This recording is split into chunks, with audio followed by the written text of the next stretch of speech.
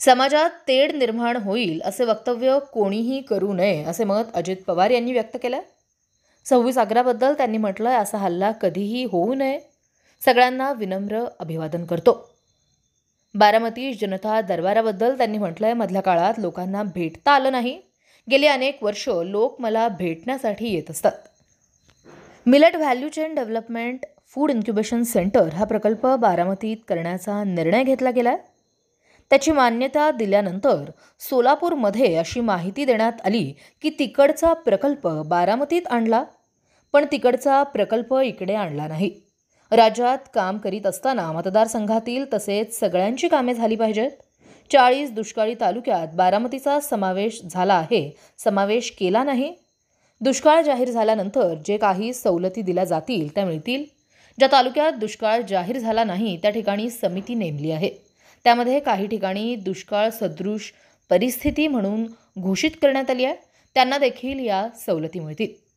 जे तालुके दुष्काळग्रस्त जाहीर झालेले आहेत त्यांचा केंद्राकडे प्रस्ताव पाठवला गेला आहे. किती निधी मागवला आहे हे आत्ताच मी सांगणार नाही. ज्यावेळेस सरकारची मदत मिळेल त्यावेळेस मी सांगेन.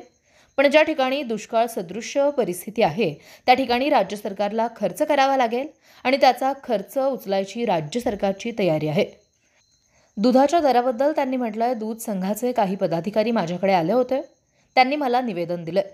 मागच्या वेळेस देखील दुधाचे दर कमी झाले होते. त्यावेळेस आपण 5 रुपये देण्याचा निर्णय घेतला होता. परंतु यंदा दुष्काळी परिस्थिती आहे. राधाकृष्ण विखे पाटील यांच्या अध्यक्षतेखाली एक कमिटी नेमली होती, परंतु त्यात कोणताही निर्णय झाला नाही असं माझ्याही कानावरती आले आहे. अधिकची माहिती मंगळवारी घेण्यात येईल. सभेबद्दल त्यांनी म्हटलंय, सुसंस्कृत महाराष्ट्राची घडी यशवंतराव चव्हाण यांनी बसवली. त्या पद्धतीने अनेक जणांनी महाराष्ट्राला पुढे नेण्याचं काम केलं. अनेक जण वेगवेगळी वक्तव्य करीत आहेत. त्यांना तो अधिकार घटनेनं दिलाय. पण आता विकासाचे प्रश्न बाजूला राहत आहेत. पण समाजात तेढ निर्माण होईल असे वक्तव्य करू नये. प्रत्येकाने आपापली भूमिका शांततेत मांडावी असे मत उपमुख्यमंत्री अजित पवार यांनी व्यक्त केले आहे. ते बारामतीत बोलत होते. ब्युरो रिपोर्ट, तेज मराठी न्यूज, बारामती. काल आठवत असेल सोलापूरला बोललो, कराडला बोललो, पुण्याला बोललो. अलीकडच्या काळामध्ये सुसंस्कृत महाराष्ट्राची उभारणी आणि घडी ही स्वर्गीय यशवंतराव चव्हाण साहेबांनी बसवली. परंतु त्या घडीप्रमाणे पुढं अनेकांनी अनेक वर्ष महाराष्ट्राला चालवण्याचं काम केलं, पुढे नेण्याचं काम केलं. त्याच्यामध्ये हे पाहिलं आपण सगळ्यांनी. परंतु आता विकासाचे प्रश्न बाजूला राहत आहेत आणि रोज वेगवेगळे नेतेगण, वेगवेगळे प्रवक्ते, वेगवेगळे मान्यवर, काही राजकीय पक्षाचे, काही बिगर राजकीय पक्षाचे, काही सत्ताधारी पक्षाचे, काही विरोधी पक्षाचे, काही राजकारणाशी पण संबंध नाही, परंतु एक नागरिक म्हणून त्यांनाही बोलण्याचा अधिकार आहे, जो संविधानाने दिलेला आहे, जो कायद्याने दिलेला आहे, जो घटनेचे शिल्पकार डॉक्टर बाबासाहेब आंबेडकरांनी दिलेला आहे. त्या पद्धतीनं ते बोलत असतात. पण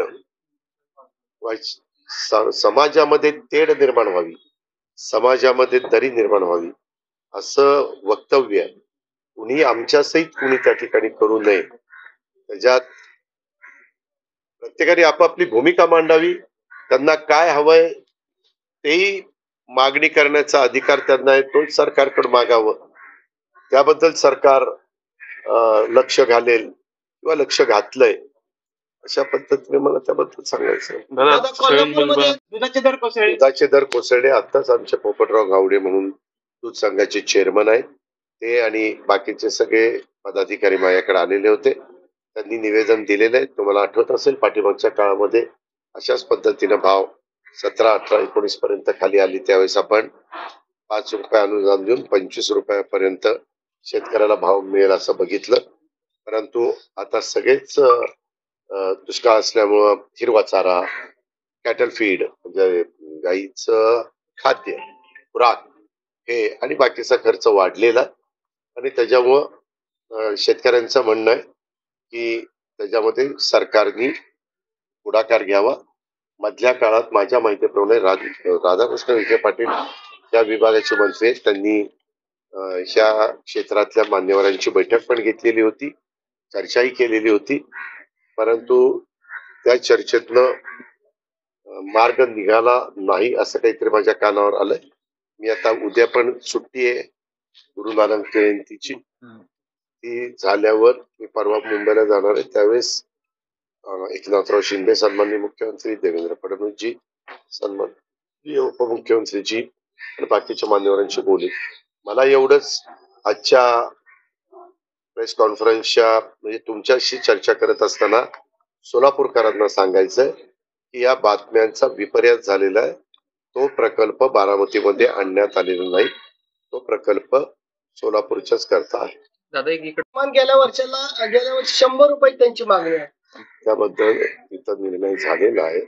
त्याच्या संदर्भामध्ये चर्चा झाली आणि माझ्या माहितीप्रमाणे त्याच्यातनं काही प्रमाणामध्ये तोडगा निघालाय अशी माहिती माझी आहे. पण तरी पण मी परवा दिवशी मुंबईत गेल्यावर ते आता कारण त्या संदर्भात माझं मुख्यमंत्र्यांशी बोलणं झालं, देवेंद्र फडणवीसांशी बोलणं झालं, सहकार मंत्री म्हणून दिलीप वळसे पाटलांशी बोलणं झालं. त्या जिल्ह्यामध्ये होतंय म्हणून इथले पालकमंत्री हसन मुश्रीफांशी बोलणं झालं. साखर आयुक्तांशी मी सतत संपर्कामध्ये होतो. अशा पद्धतीनं ते प्रकरण हाताळण्याचा प्रयत्न सरकारने केलेला. धन्यवाद.